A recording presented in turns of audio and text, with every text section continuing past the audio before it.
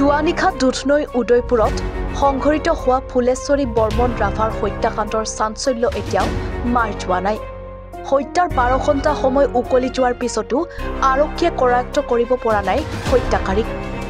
আনহাতে নিহতৰ আত্মীয়ই হত্যাকাৰীৰ সৈতে বৃদ্ধাগৰাকীৰ বোৱাৰীৰ সৈতে পৰকীয়া সম্পৰ্ক থাকিব পাৰে বুলি সন্দেহ প্ৰকাশ কৰাৰ বিপৰীতে স্থানীয় মহিলাসকলে এয়া কোনো পৰকীয়া সম্পৰ্কৰ ঘটনা নহয় বুলি দাবী কৰিছে। স্থানীয় মহিলাসকলে জানিবলৈ দিয়ে যে মৃত মহিলাগৰাকীৰ বোৱাৰীগৰাকী যথেষ্ট ভদ্ৰ, অমায়িক আৰু চৰিত্ৰবান মহিলা বুলি জানিবলৈ দিয়ে। গতিকে পৰকীয়া সম্পৰ্ক বুলি প্ৰচাৰ কৰি নিৰ্দোষী বোৱাৰীগৰাকীক বিনা দোষত শাস্তি নিদিবলৈ দাবী কৰে মহিলা সমাজে। অৱশ্যে হত্যাকাৰীক কৰায়ত্ব কৰি দৃষ্টান্তমূলক শাস্তি প্ৰদান কৰিবলৈ আৰক্ষীক দাবী জনাইছে ৰাইজে। কিয় হত্যা কৰিছে মানে আমি সেইবিলাক বৰ বেছি সিমান নাজানো। যেতিয়া এই বোৱাৰীজনী যেতিয়া চিঞৰ বাখৰ কৰিছে তেতিয়াহে আমি ওলাই আহিলো। মোক বাচাও বাচাও বুলি কওঁতেহে আমি ওলাই আহিলো। ওলাই আহি সুধিলো কি হ'ল। তেতিয়া কৈছে বোলে মোৰ এই দুটা ল'ৰা ছোৱালী এই কিবা নাম নিপজ্যোতি আহি পেলাই মোৰ পৰা পানী খুজিল, পানী খাব দিলো আৰু ৰেড চিল বিচাৰিছে। মোক কিয় লাগে ৰেড চিল খোজাতে মই কলো মোৰ বাবা এই কি কয় কি এটা পাৰ্টি খাই আছে। কি কাৰ ঘৰত পাৰ্টি খাওঁ বুলি কল? গগনৰ ঘৰত পাৰ্টি খাই আছে মোৰ বাবাহৰ। তাতে মাংস বনাবৰ কাৰণে ৰেড চিল বিচাৰিছে, মোক দিব লাগে, নিবা লাগে, সেইকাৰণে মই আহিছো কৈছে বোলে।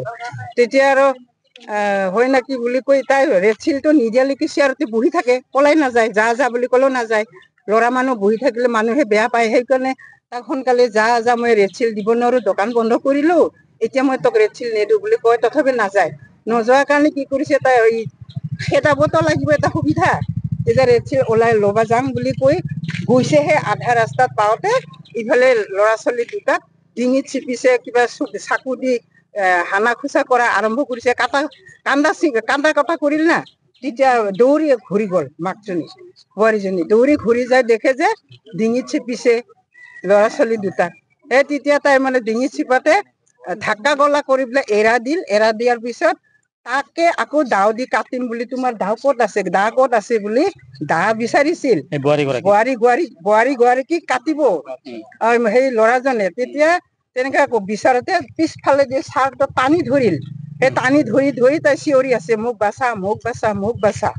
সেই যেতিয়া মানুহবিলাক দেখা পাল তেতিয়া সেই দৌৰি ওলাই দিছে। এতিয়া পৰিয়ালৰ মানুহে কৈছে এইটো এটা প্ৰেমজনিত ঘটনা হ'ব পাৰে। মিছা কথা, এইগিলা একেবাৰে মিছা কথা। আমি ইয়াত যিমান দিন আছো মানে তাক বিয়া হোৱা দিনৰ পৰা দেখা পাওঁ, তাৰ কোনো কথাত পিছল কথা নাই, কোনো চঞ্চলতা নাই, ধীৰ স্থিৰ মাইকীজনী, কোনো দিন মানুহৰ ঘৰতো নাযায়, কোনো বেয়া কথা নকয়, একদম সত্যবাদী নাৰী সীতা।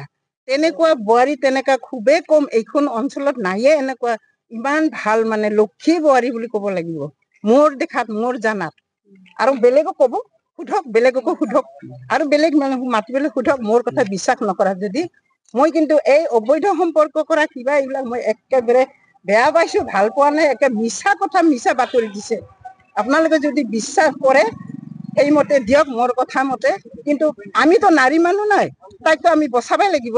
তাই বিনা দোষত কিয় কাৰাগাৰত সোমাই থাকিব? দুটা ল'ৰা ছোৱালী আছে, ইফালে শাহুটা মৰি গ'ল, এতিয়া ঘৰখন কোনে চাব? তাৰ বাচ্চা দুটা কোনে চাব?